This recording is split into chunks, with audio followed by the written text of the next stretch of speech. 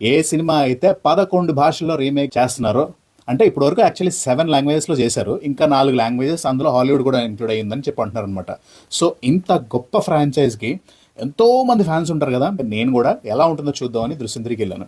So ఇప్పుడు దాని గురించి చెప్పే ముందు, యాక్చువల్లీ ఒక సినిమాని నెమ్మదిగా for the sake of it లాగాలనుకోండి, ఎలా లాగచ్చు. సపోజ్ ఇప్పుడు ఇంద్ర సినిమాలో ఇంద్రసేనారెడ్డి డ్యామ్ కట్టాడు. ఆ డ్యామ్ కట్టేటప్పుడు లెటర్సే కొన్ని గ్రామాలు ముంపు గురైనవి, ఆ గ్రామాలన్నీ చెన్నకేశవరెడ్డికి సంబంధించినవి. సో ఇప్పుడు చెన్నకేశవరెడ్డి హీరోగా వస్తాడు, ఇంద్రసేనారెడ్డి వాళ్ళకి వెళ్ళనైపోతాడు. సో ఇలాగ నేను 2 ప్రపంచాలను కలిపేసి ఏదోలా చేసేయచ్చు అనమాట. So for the sake of it actually దృశ్యంని 1తోనే అలా వదిలేయచ్చు, దాన్ని 2 తీయకపోవచ్చు, 3 తీయకపోవచ్చు, క్లాసిక్ అలా ఉండిపోయేది.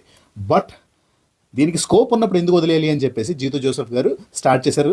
ఫ్రాంక్లీ సెకండ్ పార్ట్ అంత అలా ఉంటుందని ఆడియన్స్ అసలే ఎక్స్పెక్ట్ చేయలేదు. అందులో వచ్చే ట్విస్టులు కానీ, ఇంటర్వెల్లో కానీ, క్లైమాక్స్ కానీ అందరం సర్ప్రైజ్ అయ్యాం. Finally we loved the franchise. Yes, 3వ పార్ట్ కూడా రావాలి అని అందరం అనుకున్నాం. సో ఆ ఇదిలోనే నేను కూడా 3వ పార్ట్కి వెళ్ళాను. అయితే ఇందులో కూడా ఆయన మంచి ఆనెస్ట్గా, నిజాయితీగా సాలిడ్ రైటింగ్ రాయాలి అనేదితో టేబుల్ మీద కూర్చున్నట్టే అనిపించింది. ఇన్ఫాక్ట్ రాశారు కూడా. లాస్ట్ 1 అవర్ చాలా చాలా చాలా బాగుంది. అయితే ఈ భాగంలో మిస్ అయిన పార్ట్ ఏంటయ్యా అంటే, జనరల్గా ఒక సినిమా స్టార్ట్ అయ్యే ముందు ఒక హుక్ ఇచ్చి వదులుతారనమాట రైటర్, స్క్రీన్ ప్లే రైటర్ కానీ, డైరెక్టర్ కానీ. అదేంటి అంటే, సపోజ్ ఇప్పుడు మీకు ఎగ్జాంపుల్ చెప్పాలనుకోండి, నాన్న ప్రేమతో సినిమాలో మనకి ఫస్ట్ 10 నిమిషాల్లో చెప్పేస్తారు, కృష్ణమూర్తి అనే అతన్ని జూనియర్ ఎన్టీఆర్ క్యారెక్టర్ అనేది ఒక పలానా టైం ఇచ్చి, ఈ పలానా టైంలో నేను నాశనం చేయబోతున్నాను అనేది. సో క్లైమాక్స్లో ఏం జరుగుతుంది అనేది మనకు ఒక వే అనేది ఇచ్చేసి, ఒక గోల్ అనేది సెట్ చేసి, మనని ఒక హుక్ అనేది ఒక పాయింట్ మనకి సెట్ చేసేసారు. చేసేసిన తర్వాత మనకి ఏమవుతుందంటే, మనం చాలా క్లారిటీతో చూస్తూ ఉంటాం. మనకు ఓన్లీ ఇంట్రెస్టింగ్ థింగ్ ఏంటంటే, ఎలా ఈ కృష్ణమూర్తి అన్న తన కిందకి లాగబోతున్నాడు అనేది చాలా ఇంట్రెస్టింగ్ స్క్రీన్ ప్లేతో చెప్పడం జరిగింది. సో ఆ రకంగా చూస్తే దృశ్యం అనే దాంట్లో మనకి ఎటువంటి హుక్ ఉండదన్నమాట.